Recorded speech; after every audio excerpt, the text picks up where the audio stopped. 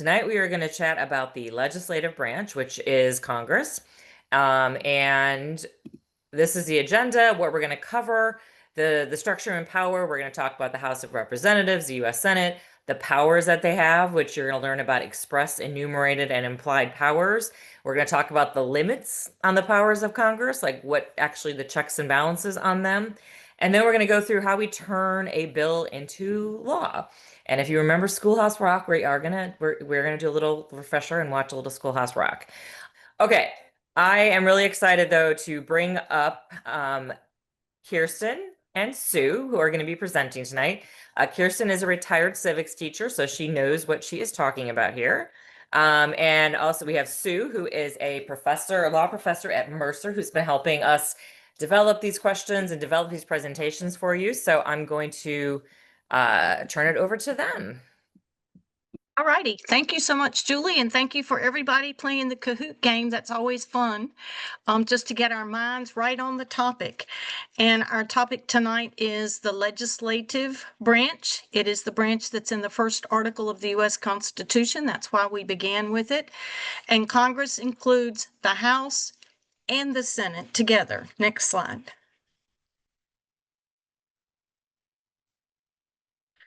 So the legislative branch, as so many people answered, is the branch that makes the law. Legislates means makes the law, appropriates money. We all know that they are busy, in fact, very busy tonight with the budget, appropriating money. And we've had an interesting news story about Representative McIver involved in her constitutional duty to oversee and investigate being the same thing, and getting arrested and being charged for that. So the legislative branch is closest to the people. The House of Representatives is definitely the closest to the people. Next slide. Just a quick review, we have 3 branches in our government, and we are starting with the legislative, and each branch has different duties by design. Next slide. So the U.S. Capitol, where the Congress meets, the Senate meets on one side, the House of Representatives meets on the other side, and the people visit the rotunda in the middle because the United States is we the people. That's how we start our Constitution, because that's where the power is. Next slide. So one might wonder, when there are elections, there's so much money, emotion, energy put into elections and electing members to the House of Representatives and to senators. There is a very, very, very good reason for that. Look at the power, the majority party, the party that wins the most seats. They not only hold the leadership, they totally decide which bills are heard and which bills are not heard. That is tremendous, huge power. Next slide. The minority party, and look at the power the minority party has. They can use public opinion and advocacy to try to influence which bills are heard and which ones are passed, but they literally have very little power. And I realized just last night, sorry, that I left one thing off, and that is the role of seniority. So those representatives from either party or independent who are elected again and again and again and again, they do accrue power and are often able to funnel more money to their state. I don't know, Sue, do you want to chime in on any of that? I'm sorry, I'm catching you off guard here. No, I mean, it's true. Yeah, and we talk about the people in Congress who have been there for decades and decades, and for the state that they represent, that might be good for the state because they have acquired so much power by being there and attaining that seniority. And they get, as you said, they can fundraise better, and then they can distribute those funds to their parties. So that gives them quite a lot of power.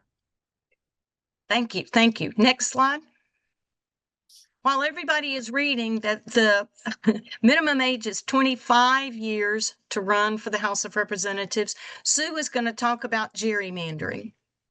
Yeah, so gerrymandering isn't something that that Congress does. It's something that affects Congress, and it doesn't affect the Senate side at all because there's 2 senators per state. But for the House, the each House district is drawn based on population. There's only 435 House of Representative members, and that was capped by legislation. And every 10 years, this is why the census matters, and you need to reply to the census, is they count all of us and then reapportion everyone to determine how many representatives the state gets based on their percentage of the overall population. But it's the state that determines the congressional district boundaries. And that's why state and local elections matter. And so I just want to give a plug that state and local elections matter because those are the people who will determine your congressional district, also your state district, but your congressional district. And those districts should be geographically contiguous. They should have about the same number of state voters. But oftentimes, and you've heard the word gerrymander, it comes from Governor Jerry and the word salamander. They make districts up that make no sense other than as a way to ensure that party stays in power. So they will draw district lines that make absolutely no sense. There's checks on the state's ability to draw district lines established by Congress and the Supreme Court. But the Supreme Court has said drawing a district so that one political party remains in power is not unconstitutional. And in fact, it's a non-justiciable issue, which means it's a political issue. The Supreme Court isn't going to touch it. Racial gerrymandering is unconstitutional, and you can imagine that sometimes political party gerrymandering can align on racial lines, but if there's a political justification where the state is essentially picking the people who are going to vote for representatives to ensure that their party stays in power at the federal or state level, then you can understand why having that power to set the legislative lines matters so much, and how it can affect the federal government, even though it's something that happens at the state level. So vote in all your Thank state you, offices. Sue. That's really the whole Yeah. point. Thank you so much. Okay. So, current Speaker of the House, sole exclusive power. So often people will hear impeachment and think impeachment means a U.S. judge or president's thrown out of office. Technically, impeachment occurs in the House, and that is only accusing either the U.S. judge or the president of a crime. It then goes to the to the Senate for a trial. So there's impeachment process, 2 words, 2 steps. Impeachment in the House, trial in the Senate. All revenue appropriation bills have to start in the House. That's why our budget is in the House right now. And while Mr. Johnson, Speaker Johnson, is working really hard, actually. Next. Big, beautiful bill. All righty. So while you read the qualifications to be a senator, Sue is going to talk about anti-majoritarian. What a fun word. Yeah, the Senate is the anti-majoritarian body of Congress. It's the House, because it's the bicameral legislature. And the Senate is viewed as this bulwark against the excessiveness of the House, where the House is seen to be sometimes overly responsive to the passions of the voters, because, as Kirsten said, they're closer to the voters. The senators represent the state, representatives represent the people within their district. The Senate has 2 essential characteristics that make it this anti-majoritarian body. One is equal representation for each state, which means the state with the most people has just as much Senate representation as the state with the fewest. So James Madison said a law must pass with a majority of the people of the House and of the states in the Senate. And The current disparity between the most and least populous states is 34-1, where there's the state with 35 times more people than the lowest populated state has the same number of representation. And that can be very frustrating for people because they don't understand why, if I live in California, why do I have the same number of senators as somebody who lives in Wyoming? The other anti-majoritarian part that is that makes the Senate anti-majoritarian is its unlimited debate and amendment for each senator. And what that means is to end debate where they're debating whether to pass a bill. It's referred to as cloture. The Senate requires 3/5 of the body to agree. So 60 votes for every bill now. Is what the result is. We're going to talk about the filibuster later. Even without the filibuster, if you can get 40 senators to agree with you, you can stop legislation. And what that means is Robert Shapiro did the math. 40 senators from the 20 smallest states who represent 10% of Americans can stop any legislation. And the idea for that wasn't necessarily nefarious. The idea behind it was the Senate would require cooperation by having these two mechanisms, equal representation. We don't end debate until 60 of us agree, would then force the majority to work with the minority and have the minority agree and get a compromise. I know that became a dirty word at some point in my lifetime, a compromise bill to pass. That's not necessarily what's happening anymore. But that was the idea. And the problem is it has made the Senate somewhat unworkable. And I do want to I meant to mention this at the very beginning. What Kirsten and I are talking about will sound very idealistic because we are talking about the ideals behind the Constitution. We recognize that a lot of this has broken down completely. Yeah. Sorry. Thank you. Thank you so much. Okay.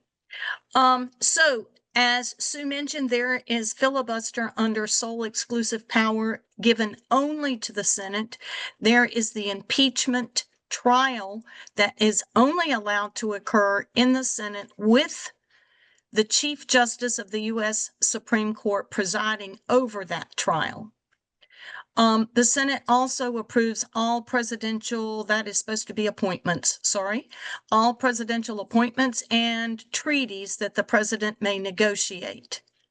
And so we do know there was at least one, there've been, I think, 2 or more appointees by the president, and he could not get them through the Senate, so he had to make a different choice. Sue, did you want to say anything about the filibuster? Yeah, the filibuster is also anti-majoritarian, and it's not actually in the Constitution, right? So it's basically part of cloture, right? You can filibuster closing the end of debate, and which would advance the bill to being voted upon. And in that situation, what it means, the filibuster means, is the Senate is that one senator representing a state with a tiny percentage of the US population can effectively veto legislation that the other 90% of the states all agree with. 99 senators can agree that this bill should pass, and one person can filibuster it. And since the rules in the Senate have changed and they don't require a speaking filibuster, they can do that just by saying, I'm filibustering. And often, apparently, it's their staff doing that more than the senator themselves. So that's, again, another place where things have broken down and gotten a little wacky. All righty, thank you. Next slide. So Congress has tremendous powers because remember, the founders who wrote this document had just broken away from an authoritarian king and wanted to make sure that did not happen again. So very specific and extensive powers are given to Congress. Next slide. So Congress has expressly enumerated powers. Those are powers that are in black and white. It would be impossible, well, I say that previous to 47, it would have been impossible to not understand that Congress has the power, for instance, to regulate interstate commerce. Congress has the power for tariffs, which we're going to see in just a minute. Those are powers given black and white to Congress in the Constitution, absolutely no question about it.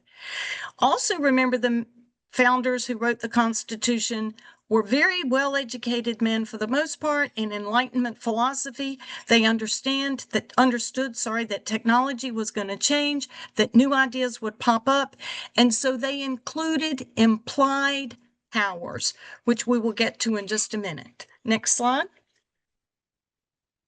So some specific implied powers. Congress is the one who controls the taxes, which is a sticking point right now with Mike Johnson and even members of his own caucus, Republican caucus. Please notice Congress is the one that raises the Army and the Navy, regulates commerce, that includes tariffs. The implied powers on the right-hand side of your screen are what Congress has just passed laws about in recent years. Next.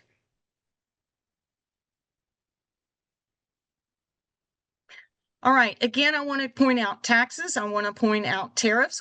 Collecting duties is tariffs. I want to point out regulating commerce. Please notice only Congress may declare war. There is a small loophole for a president to send troops for a limited amount of time, and then Congress has to approve by either giving money or withholding money, which would mean they disapprove. But Congress is the only group that can declare a war. Also notice Congress is the one who is supposed to suppress insurrection and repel invasion. Next, please. And there we go. I just wanted to point out, it is actually in the Constitution, the power to lay and collect taxes, duties, imposts, and excises, so that everybody sees very clearly tariffs are in the realm of Congress, at least as originally envisioned. Next, please. And here we go with the cool implied powers. Congress can make any law that is necessary and proper. And sometimes people will hear criticisms of this saying, oh, Congress can only make laws that are necessary and proper that relate to the expressly enumerated powers, those powers that are in black and white in Article 1, Section 8 of our U.S. Constitution. That is not what the implied powers reads. It reads Congress can make any law that is necessary and proper, not necessarily tied to the to the expressly enumerated powers. Okay, next. All righty. So Congress has a lot of power, very specifically laid out in the Constitution, specifically, again, Article 1, Section 8. There are limits to the power of Congress, and those would be in Article 1, Section 9. Next slide. And thank you, Christy Nome, for giving us a great introduction to this slide. Have fun, Sue. Yeah, so there's three things that Congress has the power to legislate, right? But there are three things explicitly in the Constitution regarding that authority that limits it.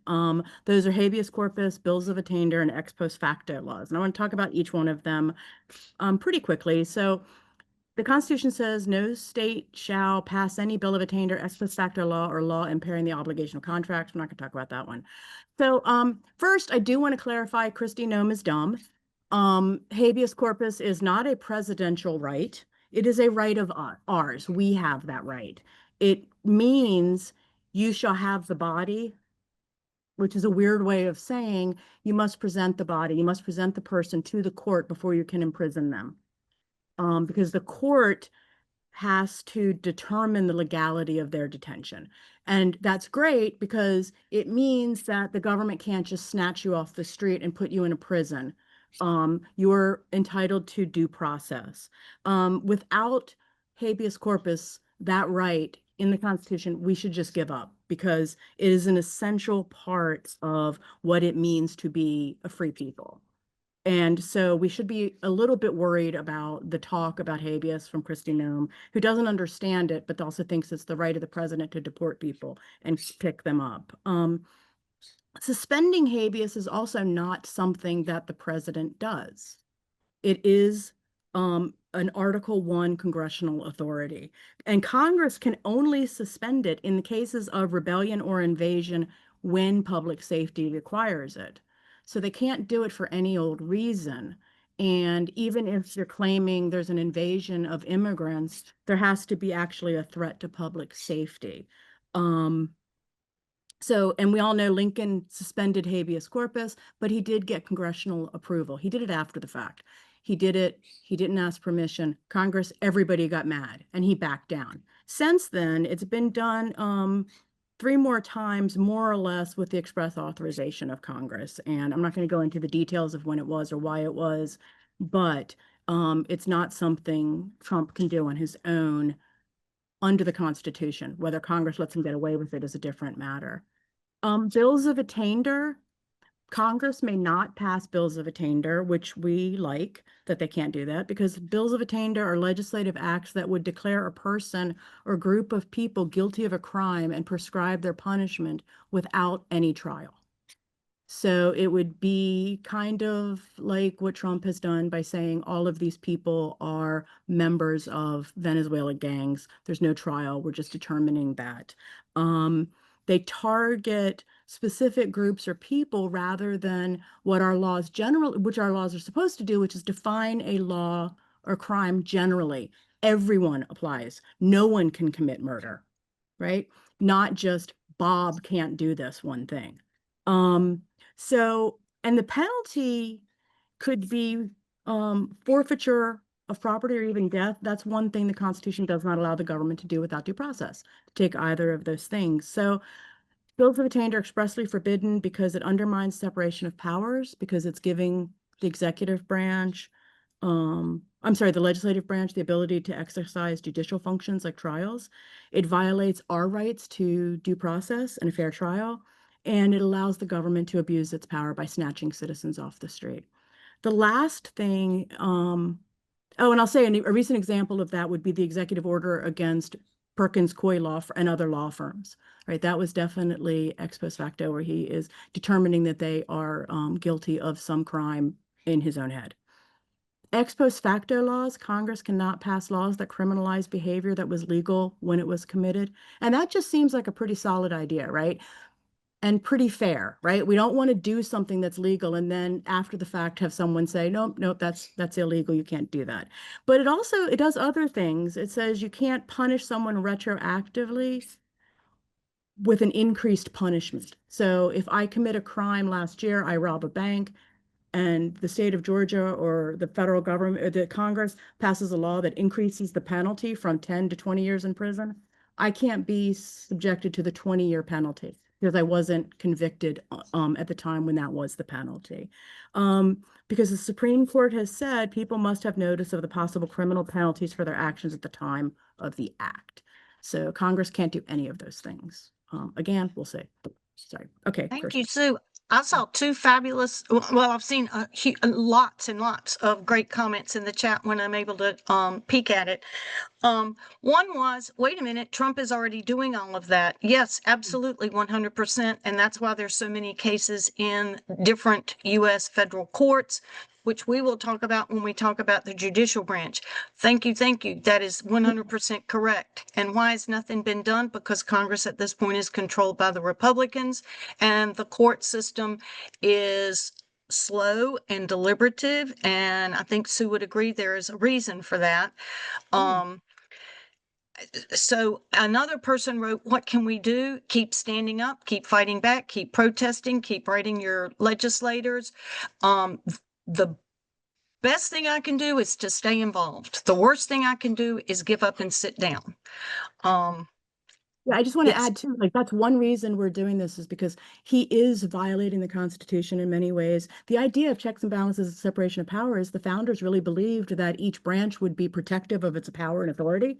So it's really weird that Congress is just rolling over and saying, take our authority. They should be more protective of it. Most people are protective of their own power. But one reason we're doing this is because we want you all to know that what he is doing is illegal. And when the media reports it or your friends talk about it as if this is normal behavior, you will know it is not normal. If nothing else, you will come away knowing this is not normal. And you can tell other people it's not normal. This is not how it works. This is not how any of it works. It's not even constitutional. Not constitutional. And that's our foundation document. And without that, we're lost. We're sunk. Right. This quote was just included because sometimes people hear Bill of Attainder and their eyes glaze over and they think, oh, that's back in the 1790s. No, it's very real and alive today. All right, next slide. So Congress can be limited by each one of these 4 points, and we have seen the executive orders really try to give power to the executive to turn him into what he would like to be called a unitary executive, but we're talking about that later. There have been quite a few court decisions that are against the president. So far, none against Congress, because Congress hasn't done a single dadgum thing. All right, next. Or Sue, did you want to say anything quickly about executive orders? Yeah, I did. We're talking about, Article 1 of the Constitution gives Congress the power and responsibility to pass laws. And the president has the power and responsibility to execute those. So one thing executive orders do, and why we're listing it as an additional limit, is because those executive orders, the type that we're talking about, should be a presidential statement directing administration officials and agencies how to effectuate a duly passed law. Basically saying, this is what you should prosecute, and these promulgate regulations so that will dictate the type of behavior that's acceptable within this statute. And that gives the president a check on the legislature because they can prioritize some parts of the law, minimize others, but it doesn't mean they can just obliterate those laws. And Obama did that with enforcement of marijuana laws in states that had legalized it. He de-emphasized that as a priority. What Trump is doing with the other executive orders, and that they are being treated as if they are law, they are legally binding, but only when they are enacted or they are creating obligations, rights, or penalties within the scope of an existing statute or an enumerated power of the president. So his executive orders are, insert expletive of your choice, in a lot of ways in terms of folks thinking he can determine which law firms get to practice. He can illegalize make illegal certain conduct. No. All right. Well, I like one comment in the chat was they're like Post-it notes. So Yeah. easily, very, very easily removed. That's a great. They're memos. They're memos Yeah. to the executive branch saying, this is how I want you to enact this law Congress passed. Mm-hmm. I saw another comment, why not impeach the president? Please remember what we said at the beginning of this presentation. The Republicans control Congress at this point, which means they control everything. And so for an impeachment to be successful, we need to have enough Republicans join the Democrats, else it's one more failed attempt at impeaching and then convicting. Two-step process, impeach and convict. That's impossible to do at the current moment. And yet you All right. can, let me just say, somebody's asking about, you can put forth articles of impeachment, and the rules require that they actually be brought to a vote. That's not something Mike Johnson can say, I'm not going to have a vote on it. Right. So that, and that's actually been done. I think, is it Representative Green, I want to say, has done this. They've drafted articles, but they're not going to hold hearings.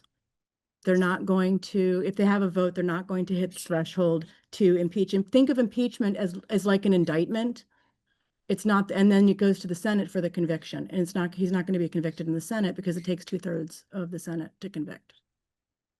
Thank you. I just saw Doge, and Doge we will address when we talk about the executive branch, because currently it's housed in the executive branch. Thank you. That is a great, great comment. Public opinion does affect Congress. That's why the 5 calls a day. That's why the protests. That's why the letters, the emails, the text messages are absolutely critical, especially for Republican members of Congress. Okay, next slide.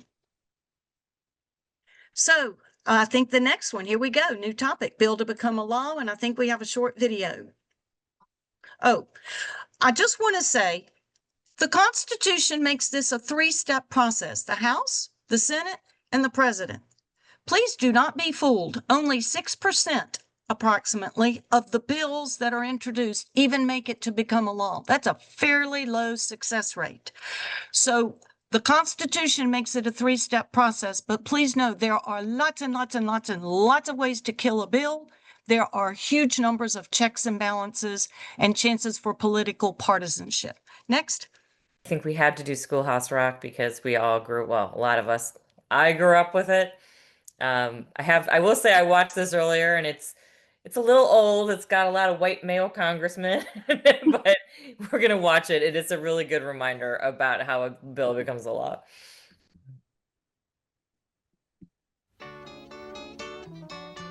Woo, you sure gotta climb a lot of steps to get to this Capitol building here in Washington. Well, I wonder who that sad little scrap of paper is. I'm just a bill, yes, I'm only a bill, and I'm sitting here on Capitol Hill. Well, it's a long, long journey to the capital city. It's a long, long wait while I'm sitting in committee, but I know I'll be a law someday. At least I hope and pray that I will, but today I am still just a bill. Gee, Bill, you certainly have a lot of patience and courage. Well, I got this far. When I started, I wasn't even a bill. I was just an idea. Some folks back home decided they wanted a law passed, so they called their local congressman, and he said, "You're right, there ought to be a law." Then he sat down and wrote me out and introduced me to Congress, and I became a bill. And I'll remain a bill until they decide to make me a law. I'm just a bill, yes, I'm only a bill, and I got as far as Capitol Hill. Well, now I'm stuck in committee, and I'll sit here and wait while a few key congressmen discuss and debate whether they should let me be a law. I hope and pray that they will, but today I am still just a bill.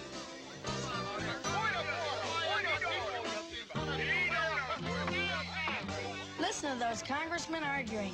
Is all that discussion and debate about you? Yeah, I'm one of the lucky ones. Most bills never even get this far. I hope they decide to report on me favorably, otherwise I may die. Die? Yeah, die in committee.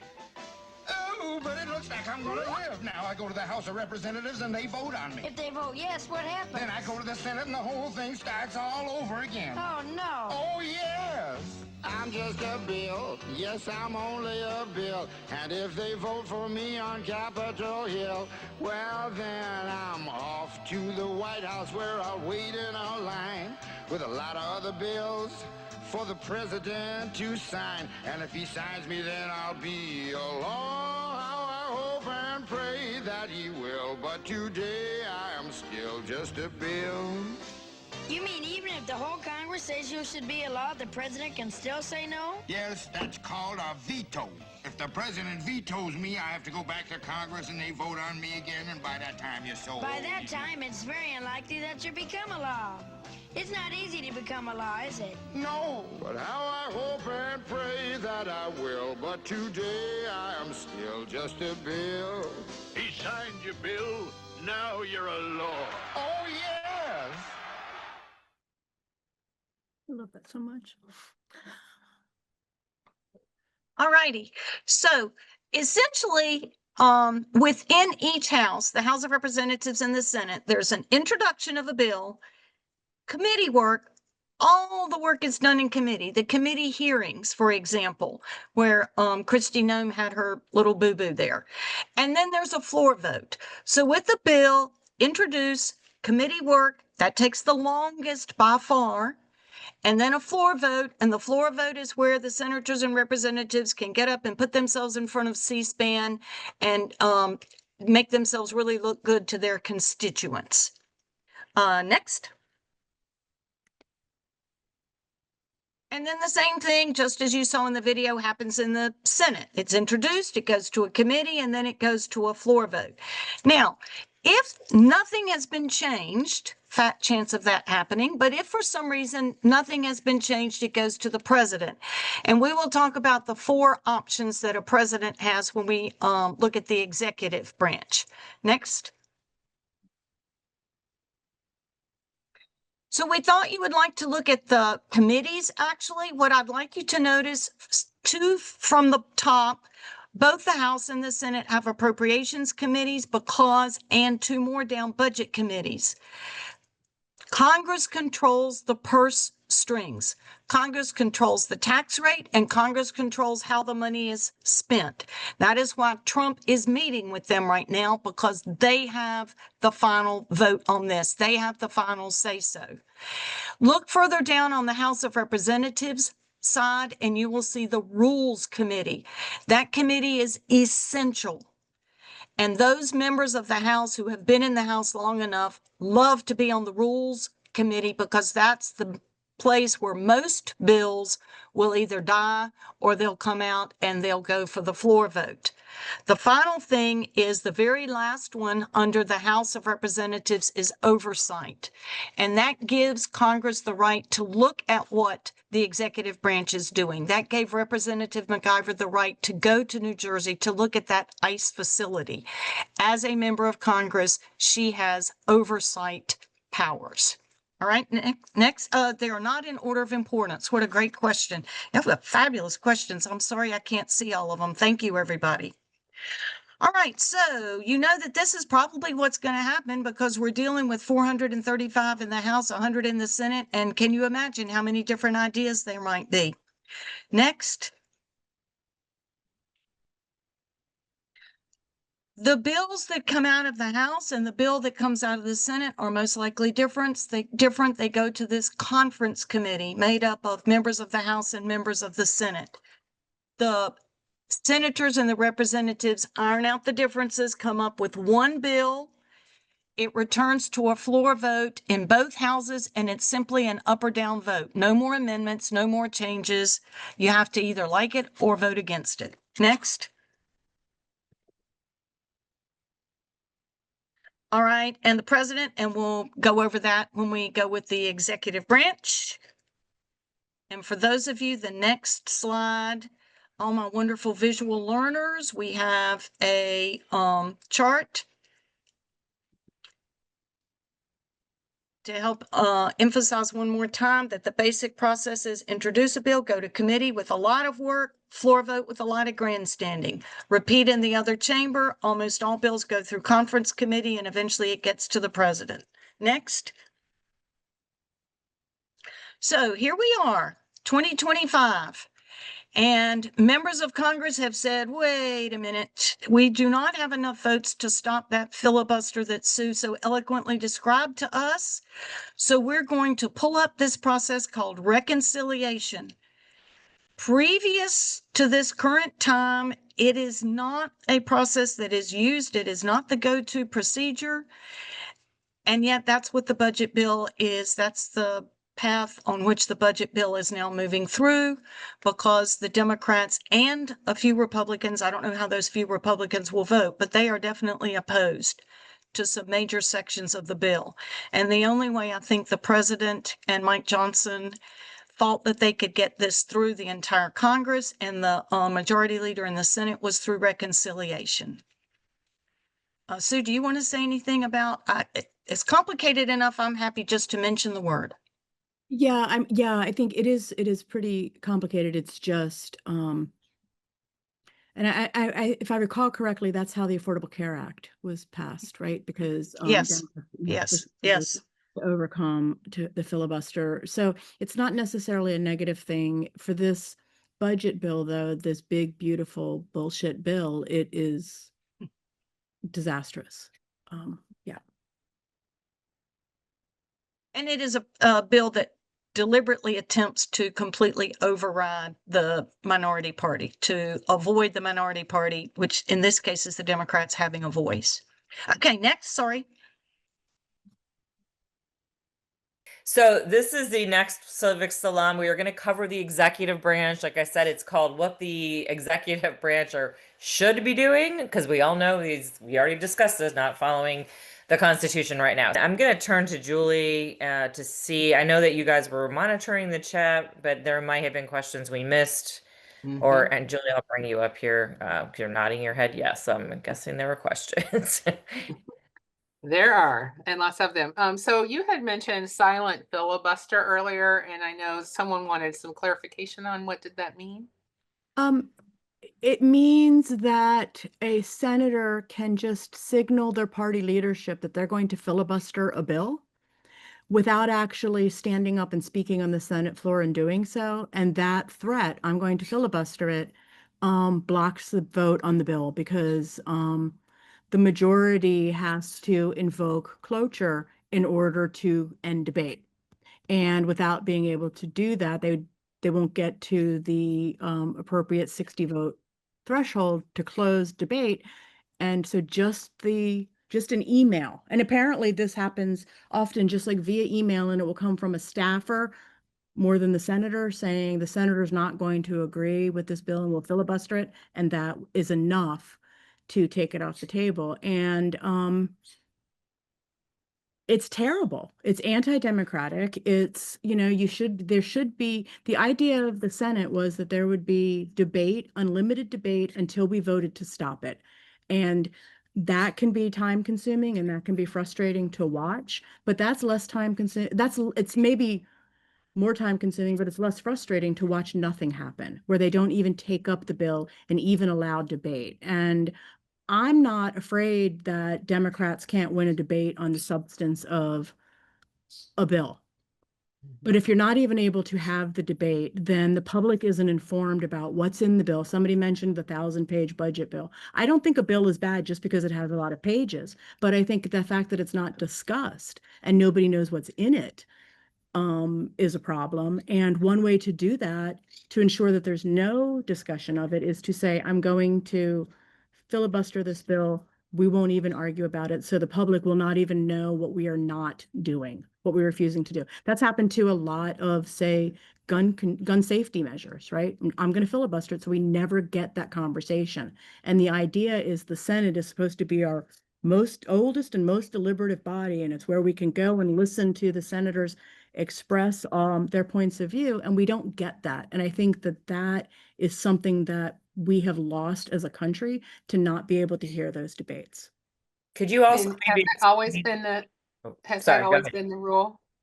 It's been, I think it's more a more recent rule. Like you used to have to do a standing filibuster, and when the Democrats were in control of the Senate, there was lots of calls to get rid of the filibuster, which I'm in favor of, because if you know the history of the filibuster, it was absolutely designed to torpedo civil rights legislation. And that's how it's mostly been effectively used consistently.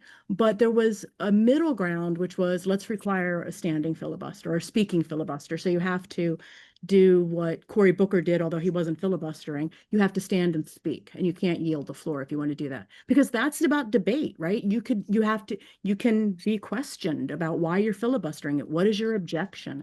And we can have an adult conversation about it. But Congress is just not having adult conversations any longer. And if they do debate things, they debate it in the middle of the night when the C-SPAN cameras are off. Who made the seniority and minority rules? Meaning you had a slide where you talked about what the rules were for the seniority and in the Congress and the minority. So who made those rules up of what they could and could not do? The majority party having all the power. That's just a power of numbers, I think, Sue. Yeah, and every year, so they do new rules. Like each new Senate can implement its own new rules. Now there are some really long-standing rules in the Senate, but and the Senate rules are arcane, and apparently some senators are we don't even know what's going on here. And I'm talking about senators who actually want to do their job, right? Who are trying to figure it out, because it's so arcane. But yeah, when there's a new Congress coming in, they set the rules for that coming year. And presumably they do it at the beginning of the term, and they are bound until the next Congress comes in to those particular rules. Those rules last until, so when the first time Republicans got control of the House and they had the rule where one person could invoke removal of the speaker, they were stuck with that rule until the new Congress. And that's, got rid of what's his face. Can't even remember his name anymore with that. And then Mike Johnson comes in and he's subject to the same rule. And Kevin McCarthy, thank you, Deirdre Barker. How soon we forget. Why is it allowed for representatives not to show up for votes? I think in some cases they probably can't, like some of them might be sick, Sick. traveling. It might be overseas doing a fact-finding mission, so just to give them the benefit of the doubt, right? Because I do think a lot of them are there because they really do want to serve the public. And I hope I'm going to sound hopelessly naive and probably in saying that. But so I think there's sometimes they can't be there. Sometimes I think that they chicken out and don't show up because they don't want to vote yay or nay. That's happened a couple times with some very unpopular bills where folks have just like, I don't want to show. Or we had 4 Republicans who just voted present. Yes, or yeah, and voting present. And and I can't remember for the rules for the majority vote, whether, because you have to have a quorum what you count with the majority. If somebody votes present, I don't know if they count towards what the number is for the majority. There's some sort of game that's played with that too, where people will be absent so that instead of needing, I'm going to make the math simpler and say if we had 100 representatives to have a majority, you would need 51. But if 10 of them are out, then you need 46. And so sometimes they'll play games where they won't be in for that. One solution to that was let them allow virtual voting. See, and that's what Julie's asking. Yeah. And they don't allow that. That was just an issue, right? With one of the legislators who was had a baby. Just had her baby. You Yep. just had a baby. Mhm. Yeah, and why not allow virtual votes? Well, I think in that case, because they didn't want her vote. Mhm. Right. That is And they a- had the majority. So can you talk about the Byrd rule in the Senate and how it affects reconciliation? I cannot. So I can't remember what the Byrd rule is. I think I'm confusing it with is that the rule that everybody, like the majority of people within your party has to be on board before you bring something to the floor for a vote? Or is that the Hastert rule? I honestly do not know the answer to I that. can't There remember. was a Somebody can previous differ. question. Maybe that'll help. Did I write just it? looked it up. The Byrd rule limits what can be included in reconciliation legislation. Usually reconciliation bills have to do something with money, taxes, so they can't just stick anything in there. And there's the parliamentarian allegedly gets to rule on what can and is what qualifies. I remember this discussion before, and sometimes they just ignore the parliamentarian. And so, but there are limits on what can go through reconciliation, which is why, they have Voting to be Rights Act. careful with what they put in. But it's like like they said, like Kirsten and Sue said, they can anything in reconciliation only needs the majority vote. They don't have to get those 60 votes in the Senate to pass the bill. Yeah, and there was calls at the time to pass the John Lewis Voting Rights Act through reconciliation, but it's not a budget bill. So it has to, it has to, the Byrd rule is it has to relate to the budget. That being said, what relates to the budget can be flexible. So you mentioned Cory Booker earlier, and someone had asked how or why did he filibuster last month, but you said that was not a filibuster. It's not a filibuster technically, but don't get caught up in this. It's not a filibuster technically because he wasn't blocking any legislation. He just wasn't sitting down. He wasn't yielding his time to speak. And so technically it's not a filibuster. And so you might find, one of my friends who teaches con law, I said, I sent him an email and said, did you watch the filibuster? And then immediately gasped and went, no, I need him to know that I know that that's not a filibuster. And he was like, it's only persnickety people who are obsessing about that. But Okay, we just had one that they called it the big bad bill. It's taking away judicial authority and weakening federal judges. Is that violating attainder? Probably not, because Congress has authority over the judicial branch for the Article 3 judges. So it can determine how many courts we have, judges' terms, how much they get paid, if they get paid.